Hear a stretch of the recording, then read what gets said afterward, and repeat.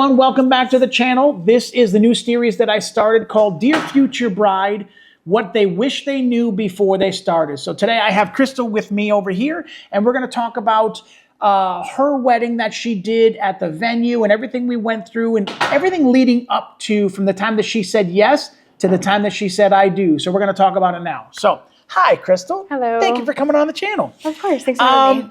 Everybody knows that these are all questions that I had sent to you ahead of time just to kind of make sure that everybody's all on the same page.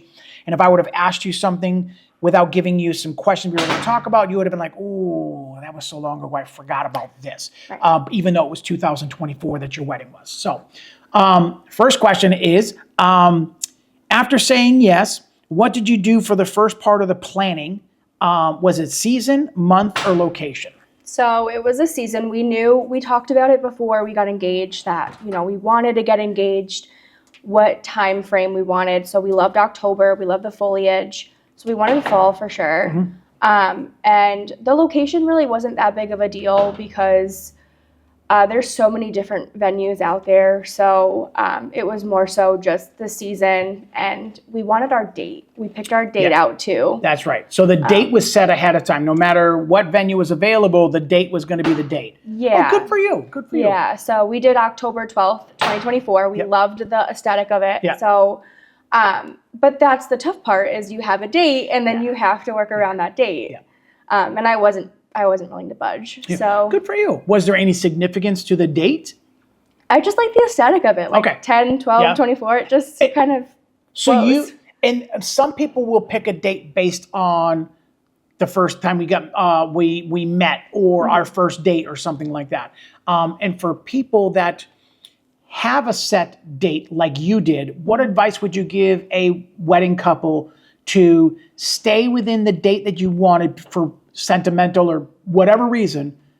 What advice would you give somebody that has a certain date and now they got to go find a venue? What advice would you give them? I would give them the advice to don't hold back. Like, don't wait last minute to look for venues. Good don't point. wait last minute to look for photography and vendors, and because the fall is very, very busy. Yes, it is. It's like one of the biggest things, and people even travel to New England from other places to get married here. Yeah, so because of the foliage and good point. That's good. That's good advice. That's good advice. Yeah. All right. So, what were the three most important things once you said I do? What was the top three things that you knew you needed to get out right away? And I feel like venue was number one. Yeah, that's number one. So definitely venue, food and bar. Those are huge because food's expensive. Food and bar are going to be the most expensive that you pay for. Good point. So we ended up outsourcing all of our vendors for the venue. Yeah. So I had to outreach everybody. Okay. And I had to pay everybody separately. Okay. So with that, did you find that to be harder or easier? It was harder. Yeah. I mean, I liked it because you got the choice, right? But good point. So there's a pro to it. There's a pro to it. Yep. Yeah. So, and I'm a super control freak. So I kind of like being able to say, I don't want that one, but I want this one. Okay. All right. And on your wedding day, you have the right. Right. It's your day. Exactly. It's your day. So we were at Powder Mill Barn. Yes. And that's in Enfield, Connecticut, right? Yes. Yeah. So we were at Powder Mill Barn, and your caterer was Hamill's Catering. Okay. Mm-hmm. Was there a company for the bar? So when we initially met with Powder Mill Barn. Yes, at Powder Mill Barn, she gave us a list, a paper that has like preferred vendors that she's worked with in the past. And there was 2 bars and they were both open. Got it. So I reached out to both of them and I got the married mixers returned right away. Mm-hmm. And they were so personal and they were great priced. I mean, of course, it's open bar, you're going to pay for it, but it wasn't like outrageous. Got it. So we decided to go with them. But she did give us a list. Yeah, okay. All right. Well, that's good information when it comes to that. That's excellent. So they give you a little bit of a guideline to kind of look through saying, okay, here's some preferred vendors to look at, so on and so forth. Okay. Right. So for you, it was venue, food, and bar. Yes. Okay. What happened? Let's just deal with that for right now. So when it came to prioritizing money, how did you prioritize Did you prioritize the money with certain money towards things, or you had a dollar amount to start with and you just kept deducting until you had nothing left? We didn't spend that much money. Yeah. And I think it's because we outsourced everything. Good. We went to a venue and they wanted, 50 grand for everything. We actually paid under 50 grand for everything. So it's like, I feel like when you outsource and you do the digging yourself, you actually save money. So that's where you have the control of, well, I might spend a little bit more on the bar, but I can save a little bit more money on over here. Okay. Yes, exactly. Right. So, and I feel like that's smart. So if you have a budget and you're going to work within that, prioritizing the, for you, it was venue, catering, and bar. Everybody might be different when it comes to what they did that. But you guys just kind of like started with a number, just deducted from there. Yeah. Good. Pretty much. All right. So number 4. Why and how did you pick your wedding venue? Now, you had a date specific, so this was a little bit like, well, they were available. Yes. Yeah. How many venues did you look at that had the dates available? So we looked at 2. Powder Mill was a second. Beautiful place. But they had because we wanted to get married on site, we didn't want a church wedding. So where we were able to get married, there was cars that could have been passing by, and that would have been a little bit distracting. Sure. So, but it was a beautiful venue, but it wasn't in our budget either. Got it. And that was the first one. And then we reached out to Powder Mill. We found them on Wedding Wire. Okay. And we had 2 more that were that we were going to check out, and one of them was Crystal Lake, I believe, in Connecticut, I think. But because we found Powder Mill, they were in our budget, and they had the date. We were like, that's it. Yeah. That made sense. Yeah. Yeah. And we picked it because it was beautiful. Yeah. I mean, Yeah. it's and where your wedding beautiful. was, it was very almost. I won't say it was very secluded, but it was a little bit of a distance from where the barn was to where the ceremony was. Yes. Okay. And where it was almost like set in the woods, which in fall and October, you have all of those beautiful trees up in the back over there. So it made your back landscape and your background from where their ceremony site was look really, really nice and authentic to beautiful trees behind you and stuff like that.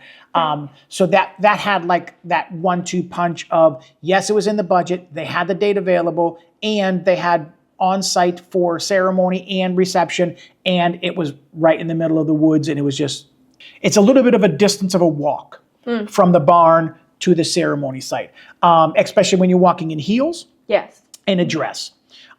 So if somebody had a longer dress and a train, they would literally just pick the train up until they got closer to where they were and then put the dress down from there.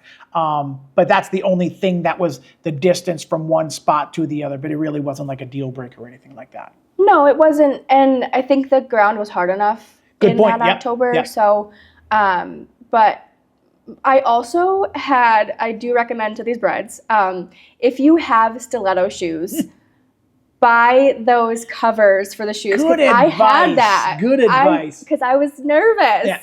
And I actually bought, it was like from like Temu or something. Yeah. It was super cheap. Yeah.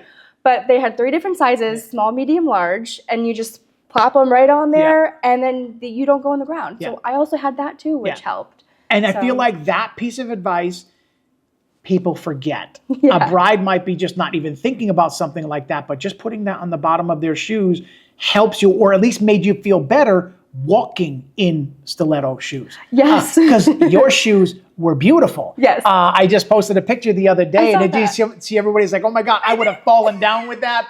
But they were so beautiful with the shoes the way that they were, and then I put the ring in between and stuff like that. So they were like, those were nice shoes. So good thing you had those little things on the bottom there. Yes, All right. They were a lifesaver. Yeah. So I do recommend. I do. Yeah. All right. Next thing we're going to talk about is, how did you pick your vendors? Was it friends' advice, bridal shows, internet, or social media? Okay, let me think about this. I had this jotted down. So That's right. Okay, so photographer, my husband worked with him in a past wedding. Yep. I mean, obviously Yep. you. So, Yes, me. it's you. So he worked with you in the past wedding, and he loved your aesthetic and how you just did things and you were just right on it. And then when I met you, it was like, okay, this is phenomenal. Like, he's a great person, very personal. So, and I actually remember running to the bridal show because you're like, I'm filling up really fast. And I was like, here's my check. So I remember that. Do you remember that? I do. It's so funny. So how many other photographers did you reach out to? How many DJs did you reach out to before you settled in on Tanya, right? Yes, it was Tanya. She's Mega Music. Mega Music, that's what it was. And she was my first reach out, just like you. You were my first reach out, because I've seen her work in the past. I've been to weddings in the past with her being there, and so you had a prior experience with them. Yes, very good, multiple. Yeah, and she was amazing. Good. Yes, Good. So she has a very distinct voice. Yes, when she does her emceeing and stuff like that, very distinctive voice. Yes, and she's like super supportive. Yeah. Like if something's not going right, she'll be like, no, I got this. Yeah. So she's phenomenal. Yeah. Because you didn't have video that day, right? I did. Oh, you did? I did. I had Darnell with Forever Filmworks. That's what it was. Yes. And I found him on social media. Oh, okay. So he's the only one you didn't have a prior experience with before then. Yes. Got it. Yes. He was, I mean, it's phenomenal because everybody that I have in vendor wise have been so personal. Like, you know, it's a great experience. So, yeah. And when I got to getting ready pictures with you at the hotel, Darnell showed up a little while later, and I think his wife is his second shooter, right? Yes. Yeah, so he showed up a little while ago, and right after me, and then we started talking, and him and I had worked together like 5 years before that at another wedding, and I didn't know he was coming, he didn't know I was coming, so it was like a good catch up for him and I. And it's good when you have multiple vendors, whether we know each other or not, professionally wise, we're just meant to just flow together and go together. It's not about who's in charge. It's the end of the day is everybody kind of has their time with the bride and groom so that we all get the end result of what the bride and groom want. Yes. And Darnell and I had a really good system of piggybacking off each other to making sure we got everything we needed to get. You did. I mean, I can say you guys worked well together, back and forth or anything. You know, it was very communicative. It was very, you know, I'm going to do this and then you could do this, or can you do that again? You know, with that flip. Yeah. You know, like I was going to get to that later on, but yeah, that's okay. That let's address it now. So we get to do the ceremony's done. We go and freshen up. We come back and we start doing the formal pictures right where the ceremony site was, and we start doing everything. So we started with the bride and groom, family, parents and grandparents and everything else like that. And then it kind of loosened up a little bit. Darnell walked over he actually was done with the girls. So he took the girls and went over to the side. I was with the guys. Because I already did the girls, so now we're doing the guys. So I was like, oh, hey, what do you guys want to do something fun together? So, you know, your husband and one other person, you know, shook hands. I went through the traditional standard to get that shot. But then I was like, okay, let's do something fun. So all of a sudden they're looking at each other, your husband and one of the groomsmen is like, okay, you haven't done this in like 10 years. That's so funny. And I'm like, okay, what are you guys talking about? So I've got my camera up and I'm ready. And, you know, your husband puts his foot out puts his hands out like this. The other guy steps into it, flips him up in the air and does a whole backflip right in the middle of the thing and then lands back on his feet. And I was like, click, click, click, click, click, click, click, click. I got the whole thing all the way through.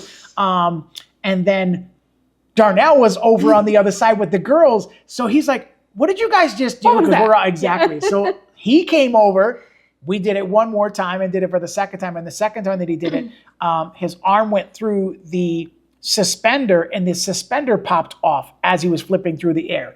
So, so that was quite the experience when it comes to that. And every wedding is different. There's some people that just kind of like stay traditional. They're calm and we do a couple of fun handshakes and things like that. And then the extreme of doing backflips in the middle of that was very interesting. Yes. Very interesting. All right. So we'll get back to that. All right. So how many...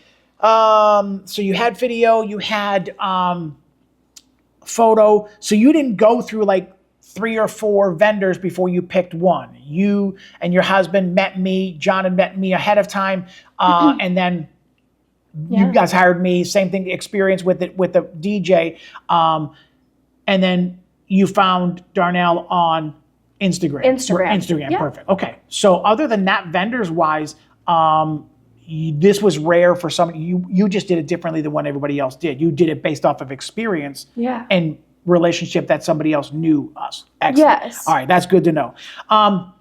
What advice would you give somebody that doesn't have an experience like you, where you didn't know 2 of your 3 pieces of your puzzle? What advice would you give somebody that is looking for a DJ, photographer, and video? I would say definitely jot down questions that you want answered, because when you're on the spot, it's kind of like good point. Hard to, you know, it's like when you go to the doctor's office and then, you know, it leaves your mind.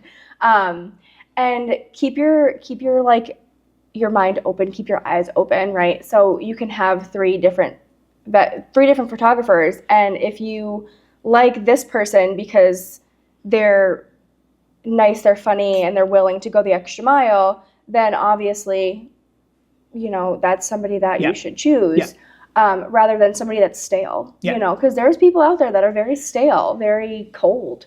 So that is a very good point. I feel like that's good advice. You want to make sure that you vibe with the person or you like their personality. Exactly. And if you don't mesh with them, it's how do you work with somebody on your day that is, you know, I don't know any nicer way to say it. So personality does make a difference when it comes to that. It does. I asked this question the other day, and I'm going to ask you the same question again. Got 2 DJs, and one is about $500 difference between the 2 of them. So you got 2 DJs. One's about $500 difference. The $500 photographer less has only 2 weddings that they've done, and the other DJ has 17 weddings that he's done last year. But there's a $500 difference between the 2 of them. Which one would you pick? The one that I mesh well with, the one that I think is going to do what I want them to do and work with me. So thank you. It wasn't just based on the one that either had more experience, right? Because the one that has less experience as far as how many weddings that they've done, they could have a great personality and they can still mesh with you and they can still produce to you what you need them to have them do. Right. So It was more about personality, not price. Right. Thank you for your honesty, because some people just pick, you know, and I want somebody to just pick what they feel, and you felt like experience and personality was going to weigh out. Yes. It wasn't about saving $500. Exactly. Good. Exactly. All right, good advice. Thank you for that. Yeah, I mean, to save money is great, but like at the same time, it's like if the one that's $500 more is meshing better with you, at the end of the day, it's just money. So don't think about it like that. Good point. You can't think about it with that price tag, because I mean, at the end, you might be miserable. Yeah. So. Good point. Good. Hey everyone, I want to talk to you about today's sponsor of the video. The sponsor is Wedding Insiders Network.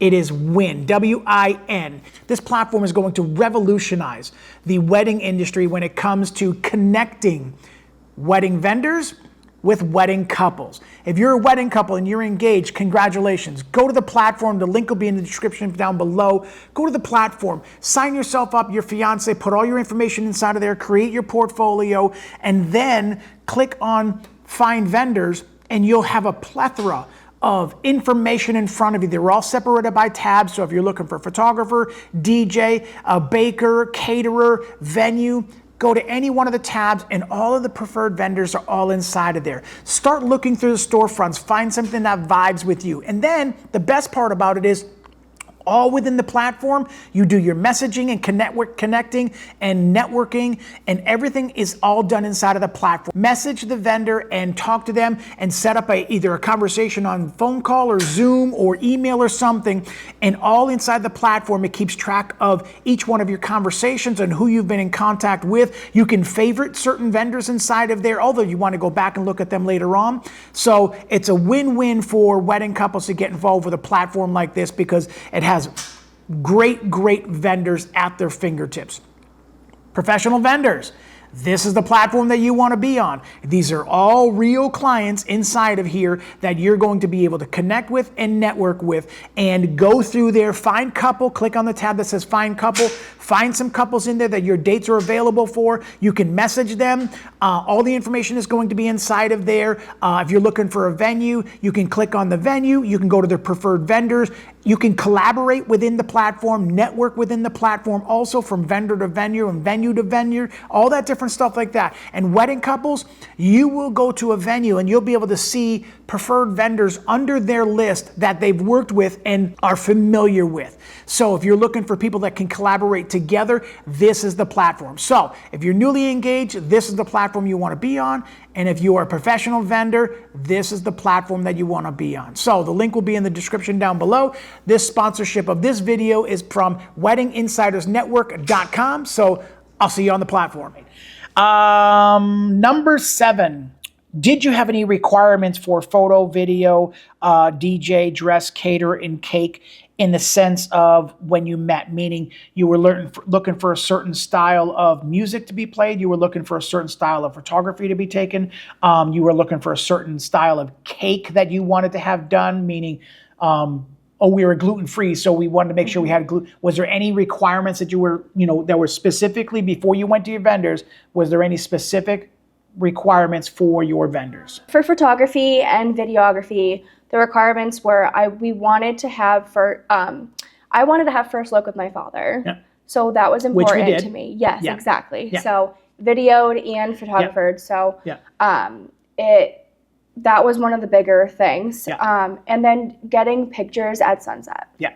That was also huge, and that was a check right off. Yeah. I mean, you let me eat, and then you were like, "All right, let's go." And then, I was able to eat, yes. Which is nice, and it wasn't like rushed either. It was really nice. Yes, so it was really nice. It really worked out good. Yes. Who did you have for your cake? I had Pete's Sweets. In East Longmeadow.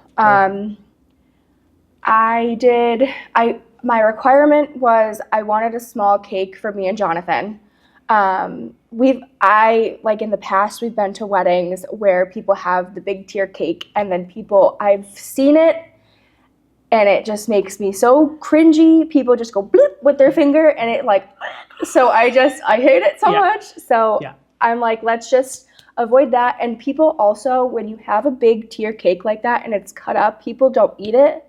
People, Good point. So, and it's like you're forcing them to have cake because I don't all of it, I had cupcakes. Yeah. So, and we didn't serve them. You get up and you get them yourself. One small cake for you and Jonathan to cut. Yeah. And then everybody else had cupcakes. Yes. Got it. Yes.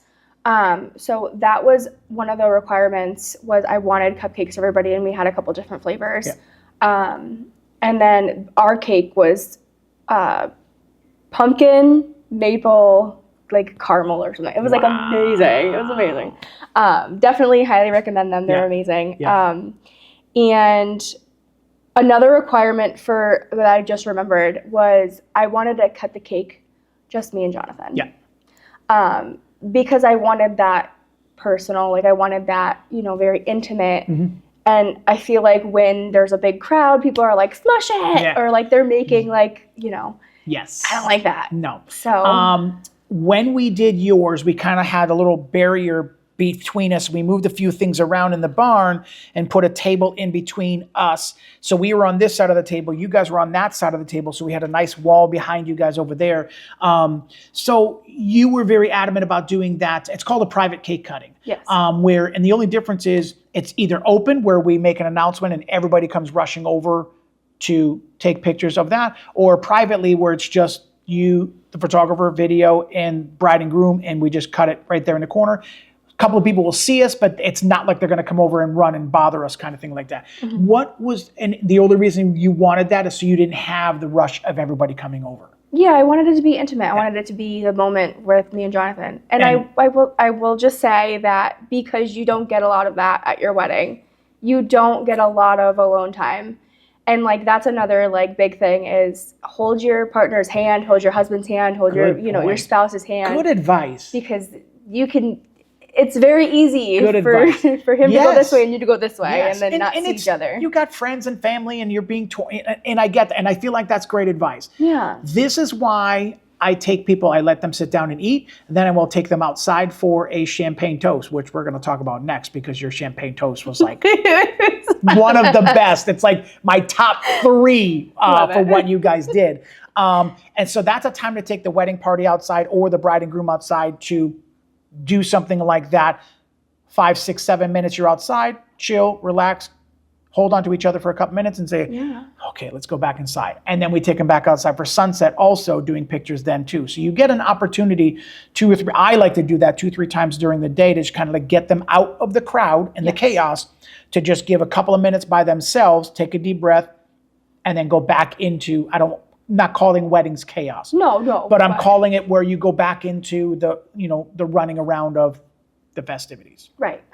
Plus being on the dance floor, and your husband was dancing, and the best man, I don't remember the name. Yeah, I don't remember the song that they were playing. Oh God. But it was like verbatim, every word. You don't even have to say it. It doesn't matter. I don't but even they were remember like, it, but I know. I got my camera right there, and they're like, yelling right into my camera, and I'm like right in their face, and they're just this like metal death or heavy metal song that they were singing, and they're like, word for word, every single one of them. Then your husband Jonathan started doing the Backstreet Boys the dance, bye bye dance. So yeah, we got pictures of that too. So I love it. Yeah. So I want to go back to vendor, and I want to go back really quickly before we talk about champagne and sunset pictures. I want to talk about your dress. Yes. That's the only thing we didn't talk about in the beginning. Yes. So where did you get it from? So I got it from Bridal Corner. In Chicopee. Yep.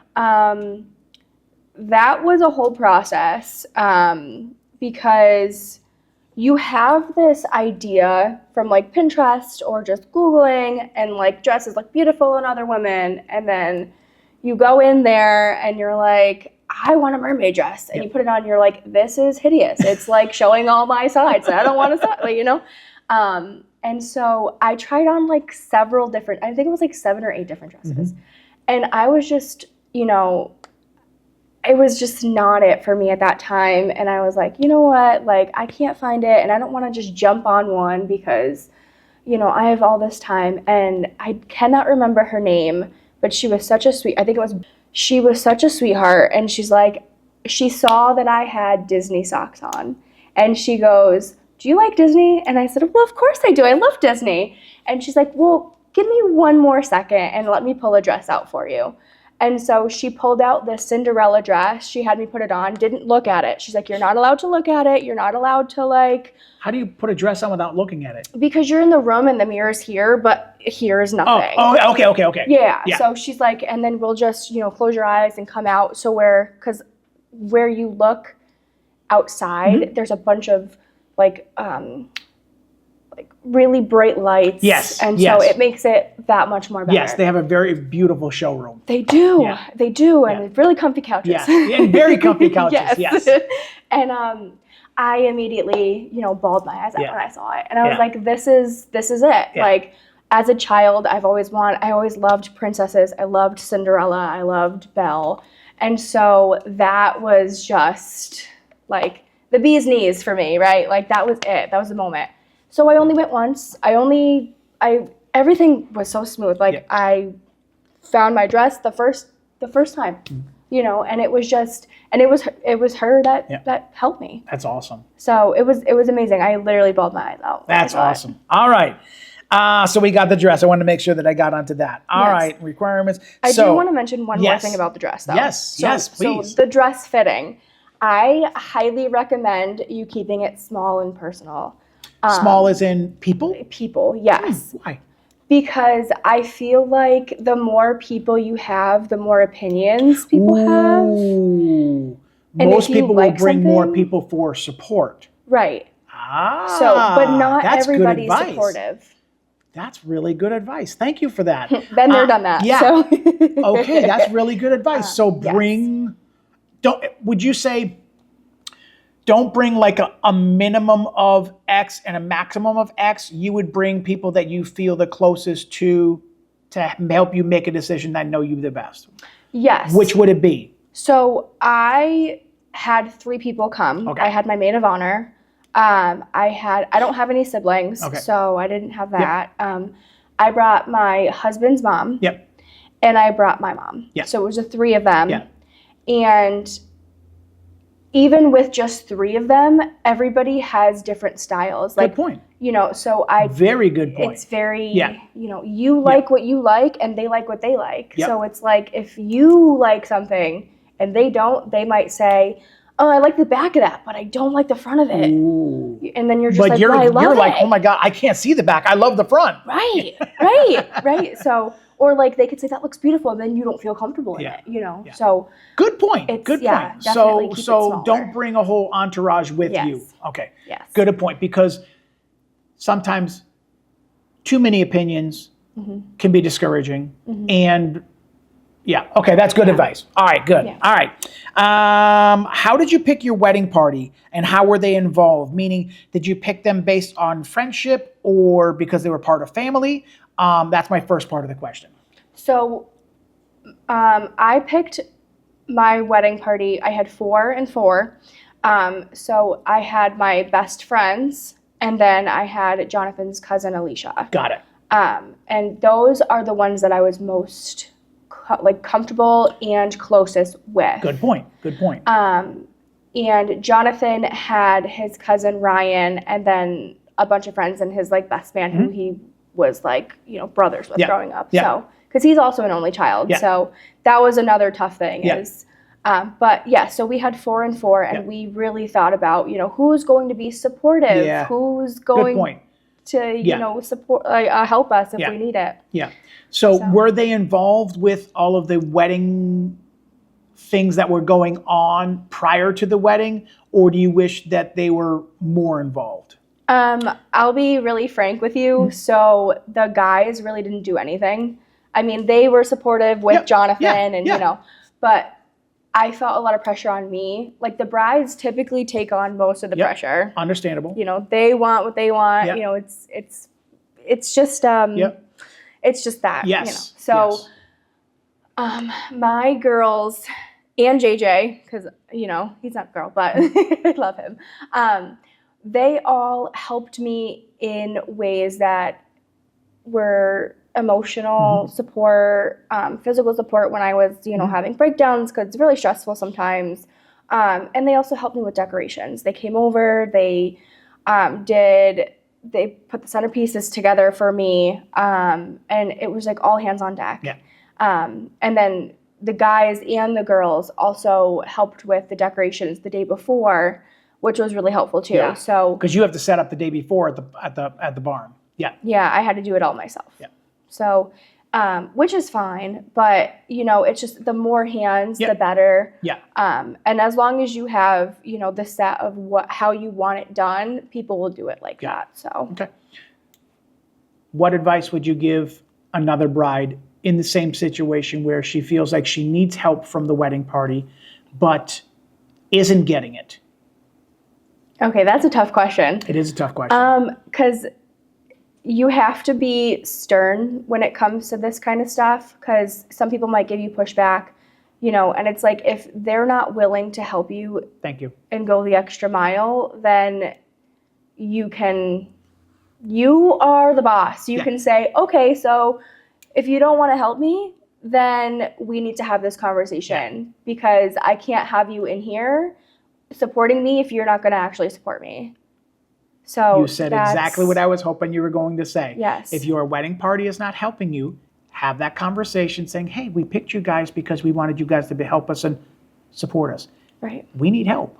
Right. We need help with our Jack and Jill. We need help with, on the wedding, the day before the wedding, setting up and stuff like that. So be open to having that conversation with people that are not helping you. Yes. I will say that our wedding party, I mean, even the guys were phenomenal for the Jack and Jill and stuff because they helped us. It was a crazy, crazy day. We had a tornado warning. And so we had to move everything from the Summit View outside, inside. It was a nightmare. Crazy. And so they really stepped up to the plate. And, they really showed me a good side. Even during the wedding, it was just good. I just have such a fond love for all of those guys. That's what I was hoping you were going to say. And that's good advice for somebody that doesn't have a supportive wedding party. Yes. All right. That answers that question. Your wedding vows. Who was your officiant? It was Salvatore Fiore. I remember. Sal was your officiant. Did you and Jonathan have your own vows or pre-made vows and pre-written vows that you were able to modify? So he gave us the choice, and we decided to do personal words that he said. I'm not a big public speaker, so I don't like to be the center of attention when it comes to that kind of stuff. So I didn't feel comfortable Okay. with the vows, but we did write our personal words, and Sal did read those during, which was beautiful. Okay. And then afterwards, after everything was said and done, me and Jonathan went back to the hotel room and we had our vow books. Yep. And we both read each other our vows in That's personal. awesome. That's awesome. So what advice would you give a bride that is kind of like you, that doesn't like to speak in front of people? What advice would you give them? Have that have that conversation with your JP. Okay. And your fiance. And just see if that's something that all parties are willing to be a part of. Good advice. Good advice. I don't like to talk in front of people. You tell your officiant that. How can we incorporate the intimate and personal, how we feel about each other, without having us say? But you guys wrote words down and he read them for you. Yes. That's awesome. Yes. That's awesome. It was amazing. That's awesome. I love phenomenal. that. I love that. So Yes. I love that. That's excellent. You didn't wing it then. No. Good. And well, also, you think that I was talking to Jonathan last night about this too. And he's like, you think that you know how you're going to act that day. Yep. And you're like, I'm going to say these vows. And then you get up there and you're like, and that would be me. Which he did. Same. Yeah, Which he did. He did. So, and you just don't want to talk during that. You know, you want to enjoy the moment. Yeah. So you just never know. Good point. All right. Did you do a first look? We did not. Okay. Why? Jonathan wanted to keep it. He wanted to keep it genuine. He wanted to keep. That's a good word. Emotion. The emotion. And he didn't want to ruin the surprise. He said something about flutters. Like he wanted to keep those flutters the first time he saw me. And he did. He did. And he did. He even turned around when I was walking down until I got to the end of the aisle. The end of the aisle. Yep. And then his, best man tapped him and was like, you can turn around now. And he was just full face, sobbing. And I loved it. I mean, it was just such a it was just such an amazing experience to see, to witness for him. And for you. Yes. When you, so that whole seeing you for the first time, that is something that I do. I make them turn around and I tell them, you're going to be facing this way here. And I talk to the officiant, I talk to the best man. We're going to have you facing the opposite way, because where your walk is, which we talked about before, he could have seen you 75 yards away. It wasn't that far. Right, but he could have seen you there and he could have had those emotions. And by the time you got to his line of sight, he could have either reined it in or whatever. Yeah. So by the time you walked to where you were and got to the end of the aisle, the best man knew, we gave him instructions, tap him, he turns around, and that's when he sees you for the first time. And now you see him and his reaction to that. Yes. In doing that. And I will be perfectly honest with you, Jonathan, in the way he responded, most men don't do that. And most men refuse to do that. And this is what I tell those guys. I don't tell them to fake it, but I just say, what you're feeling, let yourself feel that, because that bride needs to see that. She needs to see that you have emotions, which she already know you has emotions. Right. But for her to see it, some people are like, what everybody's worried about is what everybody else is going to think and see. Yes. Your husband didn't care. No. And I love the fact that he didn't care and it made the thing. So what advice would you give a wedding couple that is on the fence with doing a first look or doing not doing a first look? There's no right or wrong. Good answer. So it's all up to preference, but I will say from Jonathan's perspective, he really, really loved not doing a first look. Nice. Some people love doing the first look, but he liked those flutters and those anticipation. Yeah. I love that. And I think, I think you just answered the question. It's up to preference. Yeah. Have that conversation. Yeah. Yeah. Excellent. Yeah. You didn't do a traditional wedding in the sense of church and then coming back to the venue. So was there anything traditional that you still wanted to keep in your wedding day? Yes. So I wanted to do the first look with my dad. That was traditional. That was something. So you had the rings, that's traditional. Yes. You had vows, that's traditional. Yes. Girls on one side, guys on the other side, that's traditional. There was nothing else that was untraditional with what you did, meaning some people do like an Irish prayer. That's a traditional thing, even though it wasn't done inside a thing. You didn't have anything like that. No, I did. So the JP did say, you know, do you want us to do like a quick prayer or like a moment of silence for, you know, the loved ones that aren't here? And that was something that we wanted. We wanted, you know, a quick little like blurb about, you know, a quick prayer and a, you know, moment of silence. So that was something traditional that we wanted. Good. And we did where everybody was kind of sat anywhere that they wanted, which was good. So it wasn't like guys on one, like grooms and the bride side, groom side. Yes. Yeah. So there wasn't any of that. It was kind of like we're all family now, so just pick a seat, not a side. Yeah. And I feel like I really wish more people would do that, pick a seat and not a side.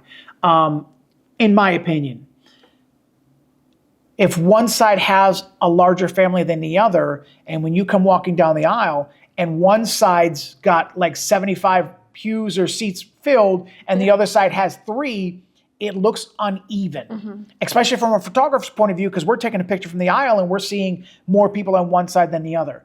If there's ushers, we always try and instruct them, evenly place people as you're going down the aisle. It's not, and putting them in there according to stagger them so it looks balanced. Right. Good. All right. Good advice. Okay.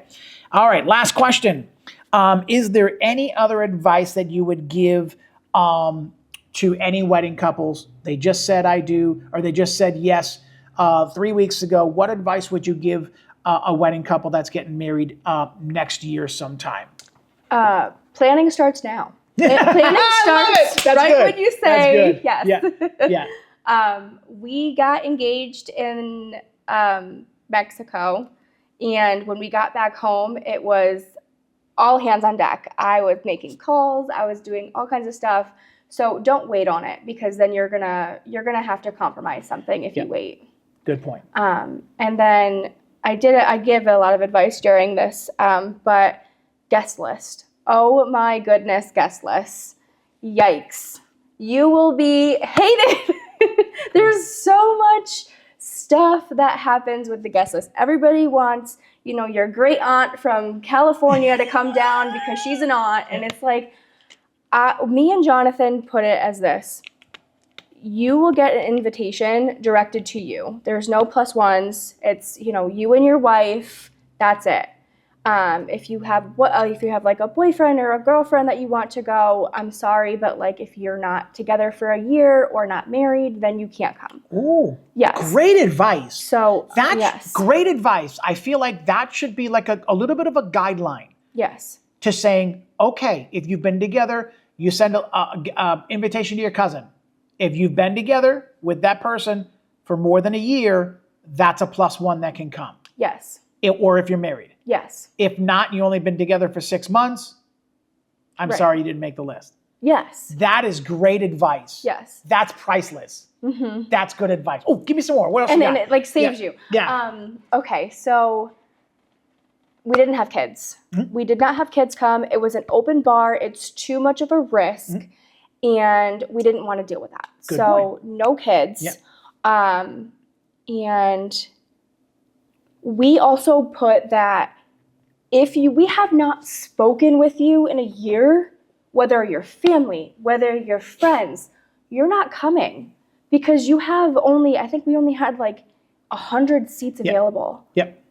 You're not coming. Yep. And I don't really, I was really very stern on that, and people didn't like me.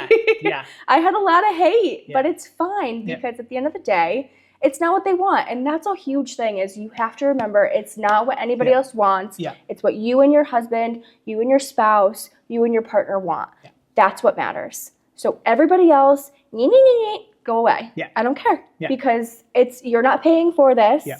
Your opinions don't really matter at this point. Good point. And that's it. So that was really hard, was picking those guest lists. Yeah, I can see where that would be not an issue, but I can see where that would be a hard thing to deal with. Yes. Friends, are more family than family. Good point. Most of so we had 100 people, and I said, Jonathan, you take 50, I take 50, right? And so, but I didn't have, 50, so he had to kind of like divvy into mine, which is fine, but it's compromise, right? He had more of his family go to the wedding, and I had more friends, and that's okay. And people will have feelings about that, and you let them have their feelings, but you don't let it bother you. You just have to keep moving forward. So, and that's it. That's great advice. That's it. That's it. Any other advice you'd give a wedding couple that's getting, other than, I think that was very important what you just said, is planning starts now. Don't wait, don't hesitate, don't, would you suggest going to bridal shows? Would you suggest going on social media and asking for friends' recommendations on DJs, photographers, and cakes and things like that? Or what advice would you give somebody that's it's in the beginning plans now? All of the above. So we went to a bridal show. I took my husband and my maid of honor. Found some vendors there. I mean, we found Pete Sweets there for the cakes. So you brought me my check. I brought you your check. we solidified that. So all of the above. Go to the social media. So when you're looking at a vendor, and you were very specific because you already knew me from a previous wedding, you already knew Tanya from a previous wedding. What advice would you give a wedding couple that is doesn't have those connections? Would you tell them to go to set websites, social media, look at their Google reviews and things like that? At the end of the day, like, you have to make sure that they are within your price range, if you can do that. And if they're willing to travel, if you're trying to travel somewhere else, or if, there's extra hidden fees somewhere, you have to keep all of that. Before I forget, I want to tell brides this because this saved my life. Keep a binder of all of your receipts and your emails and your contracts. Keep it all, because you never know when you're going to need it. Keep it all documented, because it's so easy to get lost. It's so easy to... Especially receipts. Especially receipts. Well, you quoted me this and what? Yes, exactly. So you can go back on that. Not just floor plans and not just, things and like that. That's important also. But I would have never thought of remembering to save receipts all inside the binder. Yes. Thank you, Mom. That's good advice. But yes, that's good so advice. Definitely keep those receipts. And then make sure that for the seating chart, you do what's best for you and not what's best for everybody else. Okay. I mean, if you can't fit everybody at one table, they can get over it because you're just eating. And then you're getting up and dancing. So it's really not that big of a deal. Which your dance floor was full. Oh, full all night. It was full all night. It was full all night. All right. Any other advice? Anything else you can think of as far as information-wise that would help a bride and groom?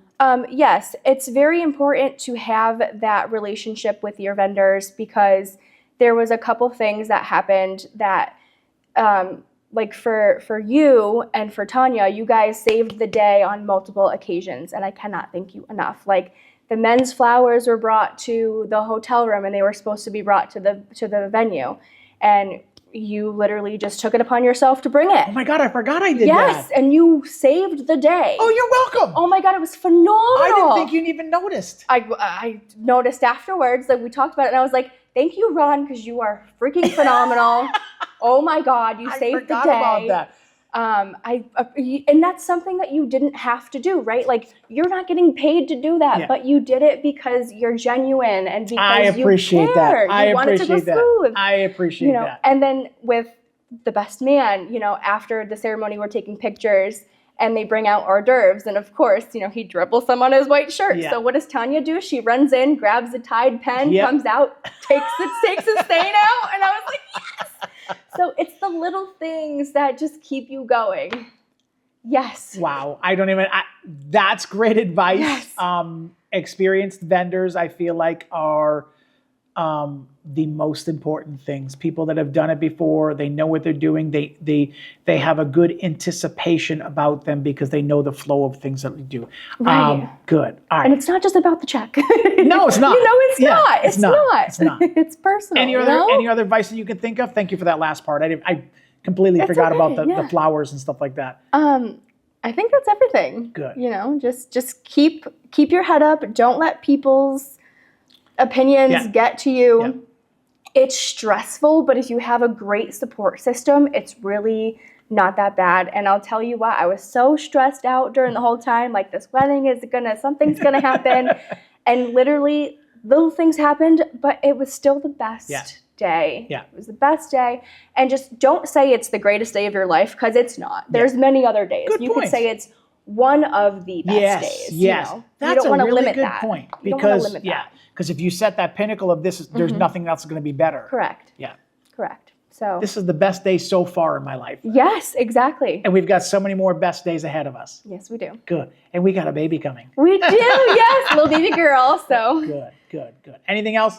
I think that's it. All right. Thank you so much. I appreciate it. Thank you all for coming back to the channel. Crystal was just here talking about her experience on her wedding day, from the time that she said yes to the time that she said I do. And all the information in between was just things that she had to deal with along the way. So thank you guys for coming back to the channel. Remember to smile more, because it sure does hurt less. Peace.